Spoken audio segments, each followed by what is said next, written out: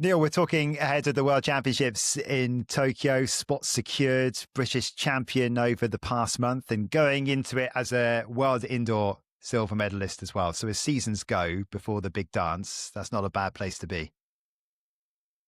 Yeah, not a bad place to be on paper. I like you said, happy with the sort of the the way things have gone in terms of achievement so far this year, but I think there's still a lot of room for improvement on my form at the moment, if anything, given that we're about a month from Tokyo, and I still feel like I have to have my better races. That was part of the plan when I sat down with my coach at the beginning of the year and thought, look, there's basically two peaks we want to have this year. One of them being in Nanjing for the World Indoor Championships, and one of them being in Tokyo. About 6 months later, in September. So yeah, I did sit down with my coach at the beginning of the year and said, look, if we need to, be behind other people in the summer this year and completely kind of resetting after the indoor season and building towards September, then that's fine.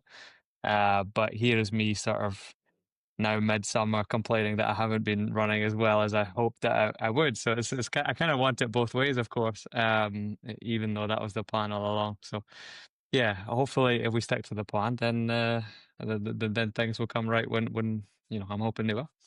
And that's hard, isn't it, to hold your nerve when you sit there in September with a clear head. It's easy to map out that periodization, but yeah, to be sat here in August, like you say, to us it looks like you've had the perfect season. But if you're feeling there's that just tiny icing on the cake, or that whatever it is, whether it's a 3:30 that you haven't got yet, is it kind of rattling your nerves a bit? Yeah, I mean, you know what it's like. I'm just quite an impatient athlete. We're all built the same, really. I just feel like I've been lacking my better stuff. I did win the British Championships, which was, that in terms of qualifying for Tokyo, that was kind of it. I knew I had the time. So basically, all that we needed to do on the en route was to win or come second, as the criteria is, to book my spot. So in terms of the absolute X's and O's of the thing, then yeah, we're right on track. I just the way I'm kind of being honest is just I haven't felt that my best races are really happening yet, and that could be a blessing in disguise. That's very much kind of how we planned it, but it's just not. As an impatient athlete, it's not what I want to be. But yeah, trusting, I suppose, is the way you could put it. That things will come good soon enough. So because of that, you're in Belgium as we're speaking, ahead of the penultimate Diamond League meeting of the season, the last one before the final. When we briefly spoke after the British champs, didn't sound like you were completely decided at that time whether you were going to race again before Tokyo or whether you just wanted to go back to the US and have a solid training block. So has plans changed over the past few weeks? What helped you make the decision to race again? Plans have changed about 4 or 5 times since I spoke to your British champs, to be honest with you. Such as the game at the moment, it's not always clear cut whether you're in races, not in races, Diamond League, that kind of thing at the moment. So sometimes it's quite clear cut, and then sometimes you need to wait and see a little bit. So had to wait and see, but also just changed plans in that I think I need more racing than maybe I thought I would. So the original plan, like you said, was just to go back to Flagstaff and train. But having not really executed well in a sort of sub 3:30 type race, I just felt like that was more what I needed, because that's what, the business end of the semi-final final at World Championships are more likely to be run at. So exposing my body to that and having that kind of stimulus, I felt was more important than rushing straight back to flag and getting in that altitude block. So yeah, I've changed plans a little bit in doing these 2 races in the hope that that'll bring me on and just sort of get that ideal stimulus heading towards Tokyo. So racing twice now instead of 0 times, and sometimes that's just that's just what you kind of decide mid-season. And thankfully, I've got a coach agent who's quite flexible with these kind of things. So we change plans, like I said, 4 or 5 times, and you arrive where you do, and have to be pretty flexible in this sport in particular. Oh, was it just a bit of Leuven FOMO? I mean, surely that's where everyone wants to be. This, yeah. I don't want to miss out on that pretty vibe much. that happens in the summer. That's where all my friends are. I was just complete FOMO. I'd be going back to Flagstaff and nobody would be there. All my teammates would be in Europe, so I'd definitely have FOMO. So yeah, that's what sealed it, to be honest with you. Let's come back to Tokyo in a bit and just go back a bit. Don't worry, we're not going to go through your entire life story. Unless you want to. Unless you want to. If you need it. Far too boring. But if we were to sort of sum up your progression through your teenage years and then decision to go to the US, how did that all play out for you? It was something I was interested in for quite a while before I even sort of committed to it. Then the thing that kind of swayed it for me, looking back, was probably the way Chris O'Hare was competing back when he was at Tulsa, and just kind of looking up to him as a 1,500 meter runner from Scotland that went out there, not maybe as being one of the best guys in the country at all, but after a few years there was looking like he was really competitive, not just within the NCAA, but starting to be really competitive on the world scene as well. It's definitely a case, and you're seeing it now as well, where seeing it is a lot better than just hearing about it, and seeing it is makes you fully appreciate and understand what's possible. And so Chris made me sort of understand that and helped me a little bit, actually, personally himself, with this whole recruiting process. But really just, he emailed a lot of universities, and some got back to me, some didn't. And it didn't end up even being one that was on my list at first that I committed to going to. I ended up at Virginia Tech, being coached by Ben Thomas, who at the time, I don't think a lot of people knew a whole lot about, but really just clicked with what he had to say about racing and training and everything in between. He's had plenty of success as a coach since then, but at that time was maybe a bit of an unknown factor, and he taught me, just about all I know about in terms of how to prepare for the 1,500 meter racing at big championships. He's had a huge influence on my career, and transformed me sort of not just physically as an athlete, but mentally as well. He instills quite a toughness in the athletes that he coaches, and you see that with the people that end up under his guidance. So I owe a lot to him, and it was something that I just consider myself lucky with, because I truly didn't know a whole lot about Virginia Tech at the time. It happened to be a conversation with a colleague at work, actually, who talked about their engineering program, and I had no clue. They were quite good on the athletic side of things as well, so I thought it wouldn't hurt to send an email anyway, just to keep this co-worker happy. And it ended up being one of the best decisions I ever made. So, thankful for that co-worker that made an offhand comment about the engineering program. It changed, it changed a lot of things about my career. It's a well-trodden path, and Hannah knows all about this as well. But I think for runners who maybe have the talent and maybe listening or watching this and hear of British athletes going to the US to train and study, maybe they don't really know how that works, how to achieve that dream. I know you've kind of done it through word of mouth as well, it sounds like, originally, and then it sounds like you're just sort of firing off emails. I mean, how does it work? And would you encourage anyone that really wants to do it to go and do it? Yeah, I think it's easier now than it ever has been. I think there's a lot more transparency in the way you can communicate with coaches. And back then, I think there was a whole lot of stigma about it, certainly within the UK as well, that if you go to the NCAA, there's just this blanket, number of things that will be expected of you. And don't get me wrong, some people can go to the NCAA and have bad experiences, and there are some rotten coaches out there, and so some great coaches out there. I think that's the biggest misconception, is that the NCAA is just this one big thing, this one big experience, and it's not. It varies a lot depending on the situation you can end up in. The backing you have from a coach, the support you have with teammates. It's just, there's so many different situations you could end up in.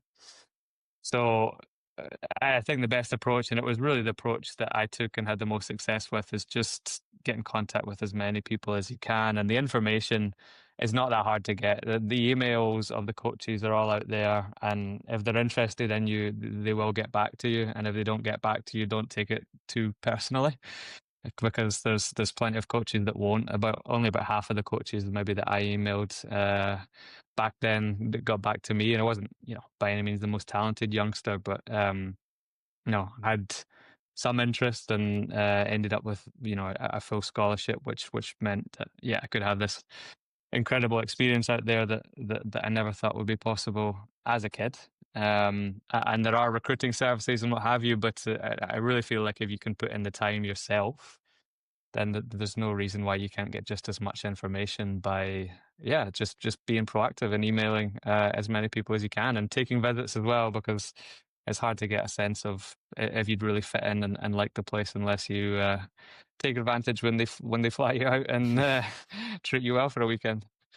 I think you've just captured so much of that so well. I think it's a phenomenal system to be a part of if you can find a niche that works for you, and it certainly worked for you. And then you decided to stay in the US. How did that decision come about? Was that what you expected when you left for Virginia Tech as a youngster? Did you think that was it? This is a one-way ticket to the States, and how did that decision come about to kind of join your pro group in Flagstaff? I definitely didn't think it was a one-way ticket. I hoped that at the end of it, there might be a chance I would be able to do this for a living, but I didn't really have a whole lot to back it up at that stage. It was more just a bit of a pipe dream at that point. I could see myself living and training out there. Like I'd seen a lot of what the professional groups were doing, and it seemed so exciting. But no, I definitely wasn't expecting it. I went out there, to study a mechanical engineering degree, and I thought that was a lot more likely to be the route I was going to go. I'm quite glad that that's not the route I've ended up taking, to put it mildly, but at some point that I'll probably have to think more realistically. I'm sure, but no, the training in the US, I was spent a few years in Oregon, and that was following my coach Ben Thomas out to the University of Oregon, where he got a job. And so I was still coached by him there. I was supported by OTC for a while as well, the OTC elite group that Mark Rowland was kind of in charge of. So between Ben and Mark, I got a lot of great support out there. And out there, I spent maybe 2 years before Flagstaff became more my base. And Under Armour, at a time where I hadn't made the Olympics, I was injured in 2021. And was kind of dropped by my sponsor at that point. And Under Armour were the only company that was really interested in me. So it wasn't as if I was picking them over others, or it wasn't as if they were picking, or they were kind of negotiating, trying to beat other sponsors to me. This is kind of the option I had, and they took a chance on me, and I didn't know a whole lot about what they were like as a brand to begin with. They were fairly new to the sport. But they've been absolutely brilliant, and I feel so lucky that at that time they were interested in me, and that I took them up on that. And Stephen Haas, my coach now, was instrumental in making sure that was set up for me, and making sure that I had some form of support in a career that could have, it was probably a crossroads where I'd had an injury year in what was a big year, and was finding myself on the wrong end of not really having any support from government or British Athletics funding, not having any support from my sponsor. But people do have short memories in this sport, and that's part of it. You have to accept it. And I was just lucky that a different brand took a chance on me and believed that if I based myself out in Flagstaff, there was plenty I could do and plenty of upside. So grateful for them for doing that, and I've been surrounded by great people in that group ever since. I feel lucky to have gotten that chance. It looks a very quiet place, Neil, for people who haven't been there. Was it a nice way of life living there, away from training? And are you someone that misses home much? I miss home in that I miss the people who are there. I don't know if I miss training in the winter in Glasgow, if I'm honest with you. Why? Where do I start? But I'm sure you can imagine what December, January days look when look like when the rain is going Is sideways. there any daylight? Can you say it today? It's just a continuous night in Scotland. Neil can say it, Hannah. Yeah, Not so much you. It tends to disappear before 2 p.m. if there is any at all. So it can be, character building, I suppose, is the nicest way you can put it. But I think because of this, because I was raised somewhere where it's, seeing a sunny day is quite big, through the winter months in Glasgow. So seeing the sun every day in Flagstaff is quite something, and something I definitely appreciate more. It does wonders for my mood and energy levels and everything else. I think that just sets me up a lot better.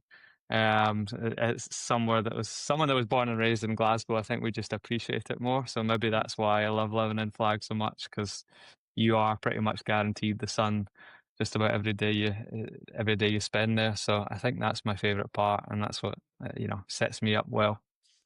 And you touched on your training group. You've got an incredibly talented group of men and women that you train alongside across a range of distances. I'm sure, I'd love to hear the positives of it as well, but can it get intense? Is it kind of a bit of an intense environment to be in such a small town with so much athletics around you?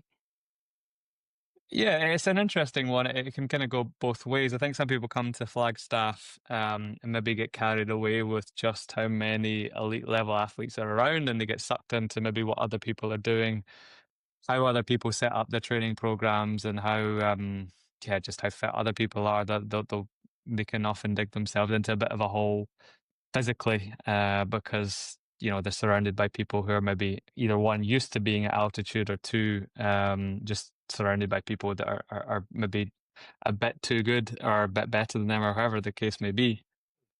I've got teammates that'll drop me in training routinely. Like you kind of, if you're going to train somewhere like that and you're going to be in a group setting, you have to let go of your ego just a little bit. I think if you're trying to race lots of training sessions, if you're being surrounded by people who all they want to do is talk about running, you can get far too caught up in it. So there's kind of two parts to it. One, you've got to let go of your ego a little bit, because I get dropped in training all the time and I quite enjoy it, to be honest. It's a healthy thing. Is to understand how difficult it is to hang on to these strong guys that I train with. I've got people that are running sub 13 in the 5K. I've got a couple of 144 800 meter guys. I've got I've got a guy in Festus who's run sub 30 in the 1500 this year, and a few other low 330 guys to train with. And often they'll be making me look silly in training. Sometimes I'll have my own days, usually a bit deeper into the summer when it's more the style of training and the periodized kind of shorter interval stuff that I like. I can have my way. But so yeah, the one hand is losing the ego a little bit and being okay with not being your best, or not being the best in the group on any given day. And then the second part is also not letting it consume you. There needs to be some sort of outlet to it, I think, and you need to have some sort of way you can switch off from it, because you could easily, in a place surrounded by runners and athletes who want to talk about what everybody else is doing in the sport at nauseum, there's a way you can kind of get consumed by it that I try these days to avoid as much as I can, and compartmentalize training when it's time for training, and recovery, rest, switching off when it's time for that too. And when it is that quiet in such a small place, what do you do to switch off? A lot of it is watching sport. I mean, I spend a fair amount of my time in the sort of winter months, if anything, watching the NFL. It's a big thing that I've gotten into, which is hilarious, because I thought it was such a stupid sport growing up. I thought it was so ridiculous. So who's your team? So I'm quite into the Buffalo Bills. They've become my team, and I don't even know why. It's a few silly reasons, to be honest with you, but It'll be quicker to get to if you end up moving back home, I guess. Yeah, geographically, Yeah. it's quite close. The same colours as my football team, which is Rangers. They're at the time I started liking them, they had a quarterback who played for Virginia Tech at one point in time. So silly reasons like that. But anyway, they become my team, and I've gotten quite into it. Spend a lot of time doing that. In the off season, I get the chance to play golf as well. I try and limit it when things are getting a bit more serious as well. But playing golf in the sun out there is brilliant. I've got friends that thankfully don't like to talk about running, like I was saying, all the time. It's quite nice to meet for coffee with people that want to talk about anything else. So I try and make sure that that's the kind of lifestyle I lead. There's lots of hours in the day where you think like, what do professional runners even do with their lives in between training? Because it seems like there is a lot of time, but these days it's a bit more time consuming than it used to be. Between all the hours I'm doing, kind of between cross training, sort of this year heat acclimation stuff has been a big one. Rehabilitation stuff for the longer I've spent in this sport, the more time I have to spend not running.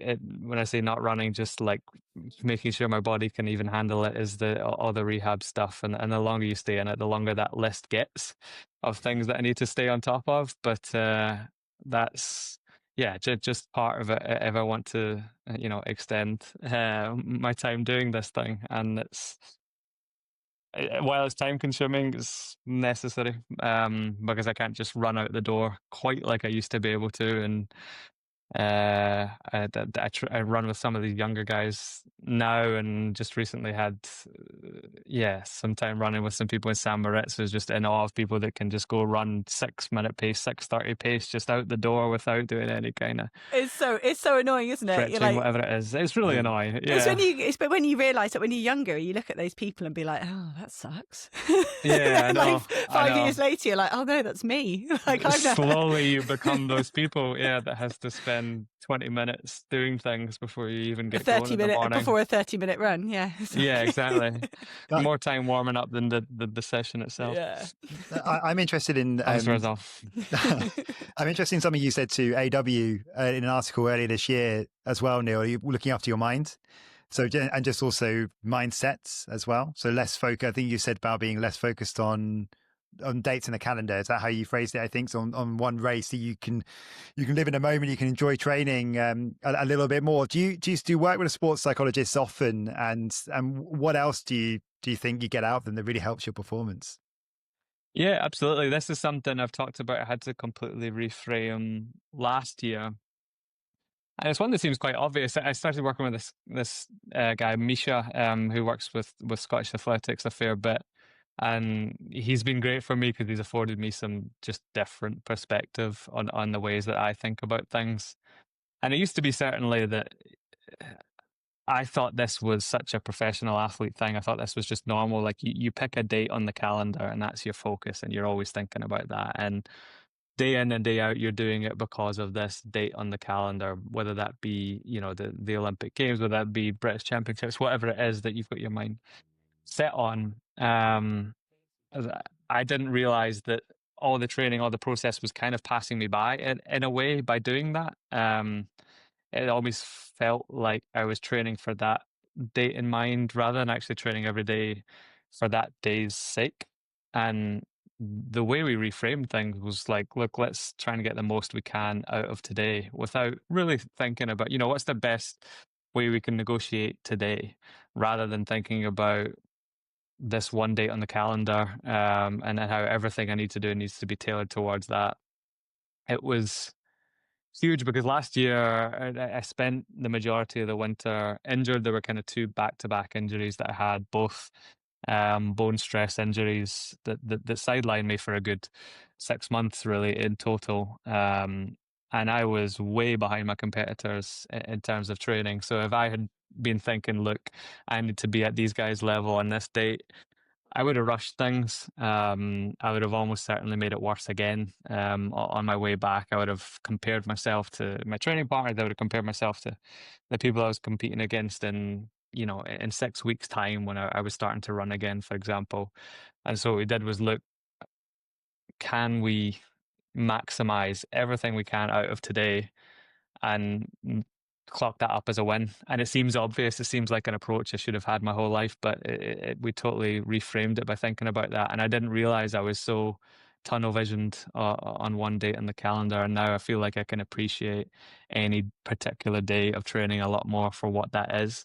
And you get so much more out of it that way, by having that approach anyway, by without getting too deep on it, to sport psychology terminology on it, just being present in any one day rather than always thinking about the end goal, the end outcome that particular day. So I had more success that way. I had pretty much exactly the same advice from Kelly Holmes at the start of 2012. She came and met me and I started talking all about how I was going to make Olympic final. She was like, whoa. Like, yeah, I need to be more present. So I love hearing of the athletes' stories. And so you mentioned, that was a way to deal with last year. And I think when I look at you as an athlete, like you have had some rotten luck. You've had some really poorly timed injuries and illnesses and frustrations. And do you think you was last year almost kind of such a big one, it forced you into dealing with it like this? What forced you to have a different way to cope with it? It's also not an easy mindset change, is it? You have to rewire. It's not just the flick of a switch and suddenly you can do that. Yeah, it took me being at a really low point in my sort of career and in some ways in life too, to sort of completely shift it. I don't think I would have been able to shift it without some of the low moments that I had. Most of these were brought on by injury, and athletes when they're injured can be pretty miserable. But I found, other factors going on as well. I feel like those I could deal with better taking this approach too. It wasn't just an athletics centric kind of mindset. It helped me as a person as well. But to say that I've had bad luck, I don't even know that I agree with that. I think I've had way more good luck to get to where I am than the sort of bad luck. And I've had some unfortunately timed things happen, don't get me wrong, and some things I wish never did happen. But no, I'm lucky to have gotten where I have, and I've had lucky breaks along the way where things have kind of like I said, gone my way, and that's the way I'll always try and look at it. Because it's not, the sport doesn't owe me a whole lot, considering I hoped maybe one day that I could represent Scotland if I could, or maybe run sub 4 in the 1500 meters. That was a life goal at one point. So I've far exceeded what I ever thought I would do. So I try and, don't get me wrong, I get frustrated when races don't go well, and I really am hard on myself at times. But when I can sit down and talk to somebody after my career, when I can sit down and talk in an interview like this, usually that gives good perspective, and I do feel like I've outweighed the bad luck with plenty of good luck along the way too. Well, definitely one of your personality traits, and all right, you're right, I'm wrong. There's lots of positives upcoming. Yeah, no, for sure. No, I think it's you're right. It's way easy to dwell on like you say, sort of smaller things that can be frustrating. But we've got a busy year this year. You were really fully involved, as you said, with that indoor season. I'd love to know sort of your thoughts on that indoor season. You just missed out on the medal in Appledorn, and then got a silver in Nanjing at the World Indoor Championships. Like how did that season unfold for you? And how sweet was it to finish on a high with that silver?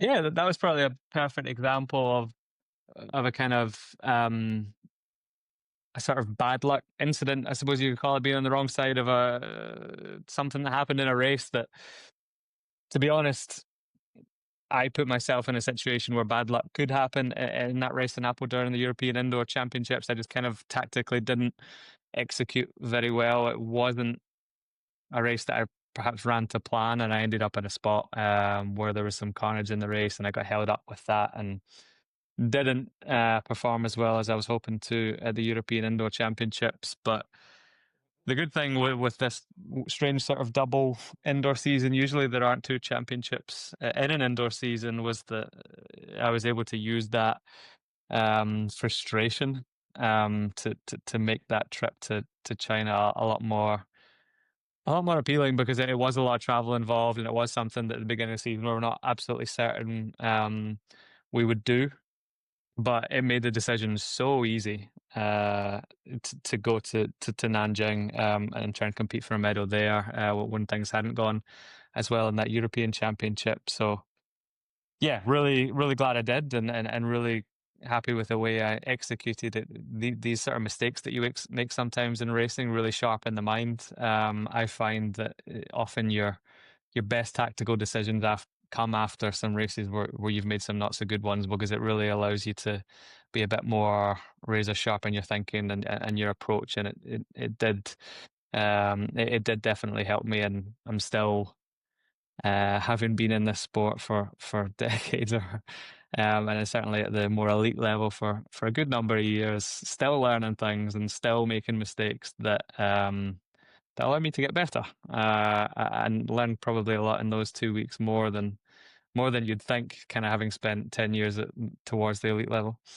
Yeah, well, I actually wanted to ask you about that. And just tactically, you've spoken about that race with what you did with Jakob in the race. As the months have gone on, then have you sort of played around with your sort of tactical plan a little bit more? Are you a bit more flexible with how you go into races now? Has it made you sort of think like a little bit differently from that experience? And in terms of the championship racing, yes, a little bit. There's not a whole lot tactically that would have changed in terms of a lot of the Diamond League circuit type races that I've been doing.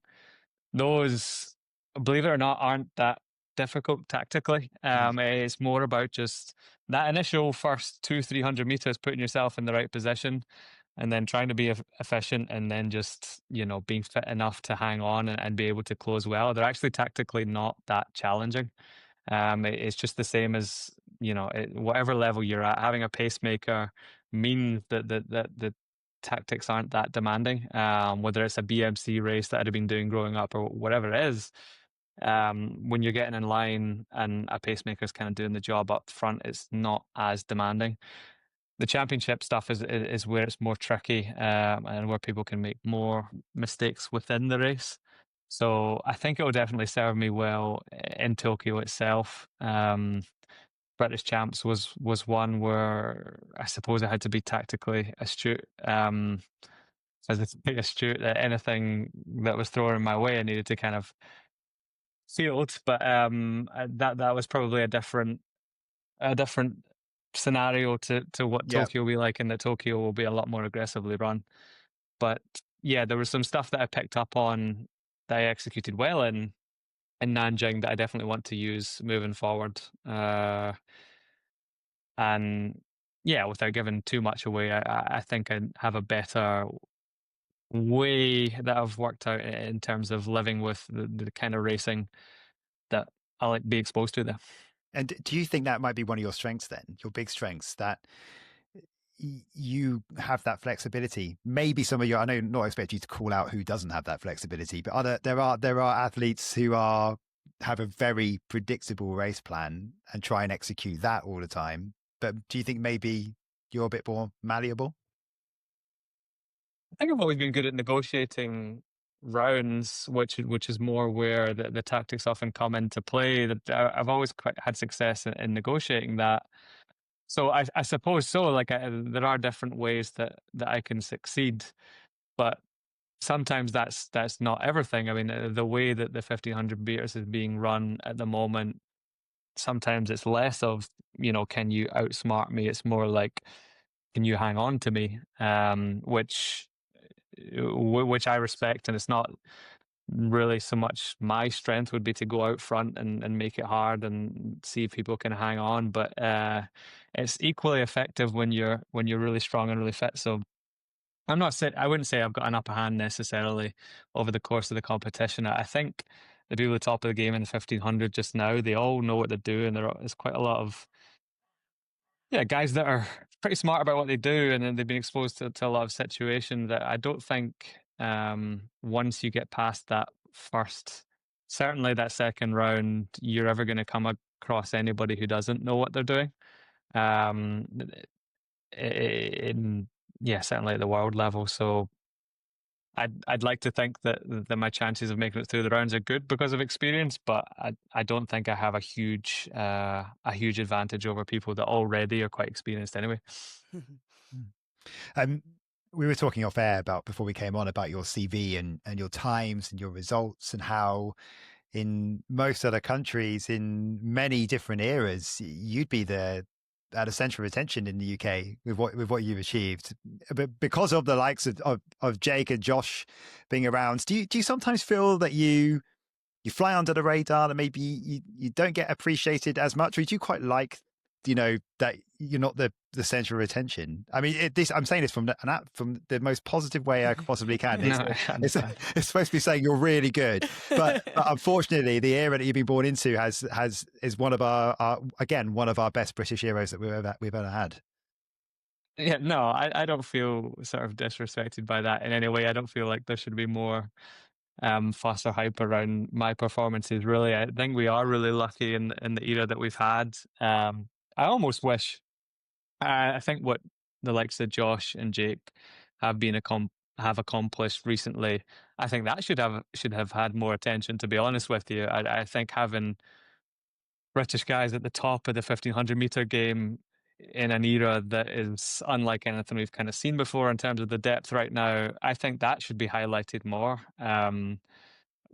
My exposure, whatever you want to call it, I'm not so concerned about. But these guys that have been at the very top should be kind of household names within the UK, and I kind of don't understand why there isn't more attention there, perhaps. And I know maybe the attention only kind of gets converted to the general public's eyes. The Olympics kind of once every 4 years, and I get that. So Josh and Jake have sort of conquered the world in years where it hasn't been the Olympics. It's been a world championship, and perhaps that's why they haven't had their big breakthrough moment that catapults them into more notoriety, I suppose. But no, I don't feel like I should have had more attention or whatever the case may be. I just wish the success that we're having in this event in an era had more exposure in general, because I do feel like it's extraordinary what the likes of Jake and Josh have accomplished. Laura on the women's side as well, for years winning medals in an event that's just so tough at the moment.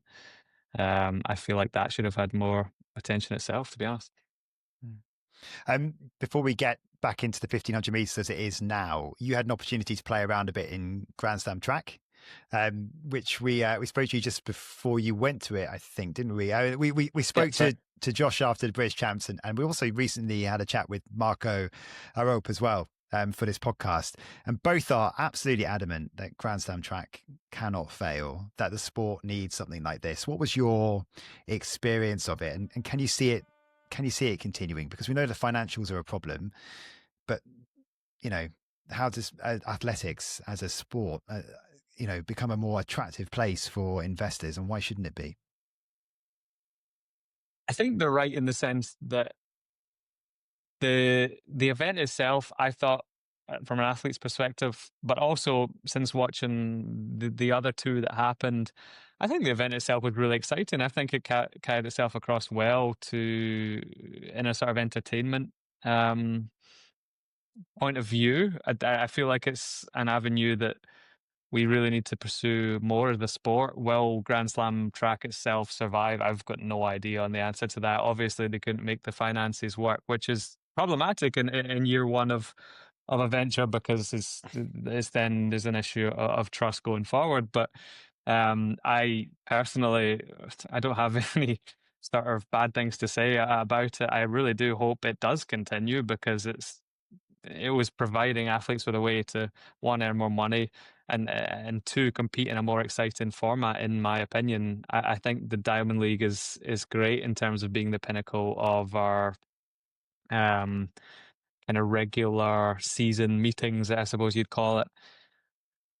But it's tried and true, and it has success in terms of you can get some sold out crowds across Europe, but it's been the same sort of format for years and years, and athletics fans do like it, but it doesn't really seem to attract new fans. It doesn't really seem to pull people in that wouldn't otherwise be watching anyway. So I think we've got to experiment. We've got to try, and Grand Slam track was the best version of an attempt at shaking things up that we've had, certainly since I've been involved in the sport in recent memory anyway. So I hope that there's a way that can be salvaged and that they can go after it again and try and be innovative. So I'm not going to sit here and tear down anything they were trying to do. I hope they make good on their promises that they made to athletes across the board, because that's obviously important to have any kind of trust again. But assuming they do that, I'm hoping that that can continue. And I enjoyed being part of it in a format that was different and that was more exciting than the more sort of predictable races we've had over the years on the Diamond League circuit. And that's, I think, for you guys that did it, to have those non-pace made opportunities. And as Rich said, we've spoken to a number of athletes. Nikki Hiltz was saying as well, to have the opportunities for non-pace made races and then match that up with Diamond League opportunities is kind of cool. But if we do look at that Diamond League circuit this year, 14 men as we speak, there might be a few more this week, who knows, you included, 14 men already sub 3:30 when we've still got a lot of the season left to go. It only happened 16 times last year. Like, why do you think those times are happening, and how much do you care about that? You know, how much do you care how many men go under 3:30? Does that kind of make you think differently about Tokyo, or is it just something that happens on the circuit? That's a great question, and to be honest, I didn't actually know that. That's probably how much I do care about it. I'm very aware of how good my competitors have got, and I didn't know there were so many that were under 3:30 this year. To be quite frank with you, I think from a neutral spectator's point of view, I don't see why they should care as much. It should be more about head-to-head matchups. It should be more about, oh, this guy is going to race against this guy, rather than, seeing how many people in a Diamond League we can get under some sort of barrier that people consider really good. Conditions, pacemakers, everything often dictate how good a race is or isn't. And I think the more compelling narratives usually do surround, this guy is going against this guy. Perfect example of being like, we got to see someone like Marco race the 1500 meters. We got to see Wanyonyi race the 1500 meters. We got to see some of our event racing the 800 meters. And those narratives I felt were way more compelling. I didn't expect Marco to make, some of the 1500 meters runners look really silly, and he did. Particularly when he was running in Philly. I think he's such a great guy in this sport, and I love seeing him perform well just because of how he is with everybody involved. He's such I suppose a gentle giant. He's a good guy of the sport, and seeing those kind of things happen, seeing Josh maybe perform not as well in that first meeting in Kingston, but still stay true to his confident self and come out and sort of prove the doubters wrong in the next one. I thought that was a great narrative as well. Like, these are the stories that probably interest me more, and I imagine would interest the general public more. But that's just, I suppose that's subjective, and that's just the way I would say it. Well, the other thing that interests the public is the fact that the depth is so strong. So you've not just got the same names that are dominating the sports. This year hasn't been about Jakob Ingebrigtsen or Josh Kerr or Cole Hocker or Yaron Naguse in terms of, I mean, Yaron Naguse's got a different narrative at the moment, trying to get to the World Championships. So it is kind of moving back to, but I mean, in terms of performance, the world leading performances, instead you look at the top of those standings, you're talking Azzedine Abs, Vanil Koech, George Mills. So many that I've not even mentioned. So the depth is crazy. People like that no one, you can go into any of these races, you've got no idea who's going to win. And you could say, well, you can make an argument for when you get to World Championship level, especially get to semi-finals, you could say any of them could go out. Yeah, the depth is ridiculous. There's no other way to put it. It's gotten silly how deep the sort of top level has gotten, where it used to be, 4 or 5 guys you could look at as being people with an opportunity to win a big Diamond League race. But yeah, you're right. It's now more like 10, 15 guys where you're thinking these guys all have a chance if they're lined up in that final this year. What I do think, though, is that although you've seen different names winning here and there, the experienced guys and the top guys that have done well in the past. I think you'll see it. World champs will probably rise to the occasion again. And although there'll be names darted around all, in the spring, early summer, that part of the season, I think the guys with the long-term plan of being at the best in September, my not so bold prediction is that they'll rise to the top, and it will be the same guys you've been seeing in the past few years that will be competing for those medals. I could be wrong, of course, because it is an unpredictable event, but I think the guys that will be competing for those top few spots, you'll be well aware of who they are and what they've been doing the last few years. I mean, we say I do think the 1500 is the best event for that unpredictability, or just you've got to get it right on the day. And you with that quest to Tokyo is so exciting. We wish you all the best for that. But I want to take a moment to look to next year. From a British perspective, Commonwealth Games back in Glasgow, European Championships in Birmingham, as two massive opportunities for you when a lot of your team, particularly based in Flagstaff, are going to be looking at next year as a down year. Yeah, that's a one that I think maybe matters more for. No, I can't even say that it matters more for me than anybody else. But having a Glasgow Championship to start off with is as big as it gets for me. I've had, if we want to talk about some of the maybe rotten luck I've had, then the one that I really wish I could get back are the two times that there's been a championship in Glasgow. One of them was a European indoors that was early in my career, and at that point knew I might have more chances. There was a World Indoor Championships in Glasgow just last year, and I had qualified for it with a wildcard spot, so I didn't even have to do a whole lot to show up and compete there. I was already qualified from being the World Indoor Tour champion the year before. So coming in with the rare position of, being qualified anyway and couldn't compete because I was injured. So if there are any sort of regrets, I suppose you could say, or any ones that I wish I could take back, it was those two. So it's going to have to be third time lucky with the Commonwealth Games in Glasgow. And I have to admit, I didn't think I'd get the opportunity to again. So really glad that Glasgow did step up and sort of save the day when it came to the Commonwealth Games. Nobody else seemed particularly interested. So I'm glad Glasgow put the name in the ring on that one. And I'll get my chance to compete in my home city finally, and maybe put all of those sort of ghosts, those bad memories to bed. And then I'd forgotten, I have to admit, just how good Birmingham is as an athletics track, because I hadn't competed there since 2022, since the Commonwealth Games were there. So having those European Championships is big as well, and I'd forgotten the energy that we got just by being back at that track back in Birmingham. That Commonwealth Games was underrated. I think really something else in terms of an athletics championship. The support we got there, so it'll be great to have it back, and I'm sure tickets will sell well. They'll sell well in Glasgow, they'll sell well in Birmingham, and we'll have some experiences to remember at both of those, and hopefully some positive ones as far as I'm concerned, because that will need to be the case for Glasgow if I'm to battle some demons from the past.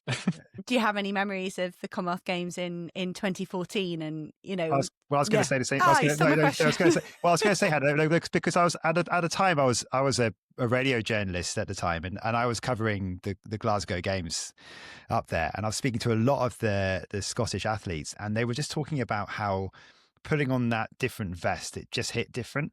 That for a start, it's amazing putting on that GB vest, but the Scotland vest in Glasgow just meant so much more. So yeah, I mean, Hannah's asking, do you have the memories of it? But have you spoken to anyone about what that was like? It is different. I mean, I remember just being a spectator. So Hampden Park, the stadium where the athletics was, is a kind of 10-15 minute walk from my house. I mean, that's as close as it could have gotten, really, for me as a home championship. And I wasn't as good enough at that point in time to make the team by any means. But yeah, remember watching and thinking, wow, this sport can be a whole different thing than I realized. This sport can be so passionately supported in ways that I hadn't realised before, and seeing any Scottish athlete. I mean, every home nation got a good amount of support in Glasgow, but yeah, of course, it is different when it's a Scottish vest in Glasgow competing in front of a true local home crowd. So I remember being even in the sort of 800-meter semi-final. I remember watching Guy get this big roar, Guy Learmonth, and I remember the reception that Lindsay got afterwards, Lindsay Sharp getting her silver medal. It was just like stuff that would make you feel quite emotional. It wasn't just big performances with good support. Stuff that would, make you feel emotional just thinking about it. And it's goosebumps kind of goosebumps just being in the stadium listening to that kind of support. So it changed my view, I suppose, on what that would mean. And maybe I've been chasing that ever since. So hopefully I do get that kind of moment, that kind of special feeling competing, in Glasgow in a year's time. Yeah, let's hope so. Just finally then, Neil, I mean, you said at the start, not quite exactly where you want to be ahead of the World Championships, but, we're sitting here with 3.5 weeks to go or something as we record this. Are you still pretty excited about going to Tokyo and what you could achieve there? You must be still backing yourself. Definitely. No, I'm optimistic. I always get the most out of myself when it comes to a championship setting and when the pressure is really on. I find that as much as I want the most out of myself in the sort of regular races, the Diamond League circuit, it's hard to get that full 100% everything that I can muster in these ones. So excited to get to Tokyo, to that championship setting, but also just excited to personally maybe prove myself and my team right in that we did time this right, and some of the, like I said, the performances that I've been more pessimistic about this season can be all part of the plan too. And I'm really not that far away. As much as I have lamented a little bit that I'm not quite where I wanted to be, it's so difficult at the moment in any one race to be toward the top, because the depth is so strong. It used to be you could maybe not have as great a day and still be in the top 5 or 6 people. That just doesn't happen. If you're a little off or you're just not quite fully ready, all of a sudden you go from being someone that's used to maybe being in the top 5 to Diamond League to someone that could be 10th to 12th, and it's just the margins are quite fine. There's not a whole lot in between 12th and 3rd at the moment in these races. So yeah, looking for that extra little percentage of we go towards Tokyo, but very optimistic that we can find that. And yeah, having that pressure of a championship will hopefully bring that out as well.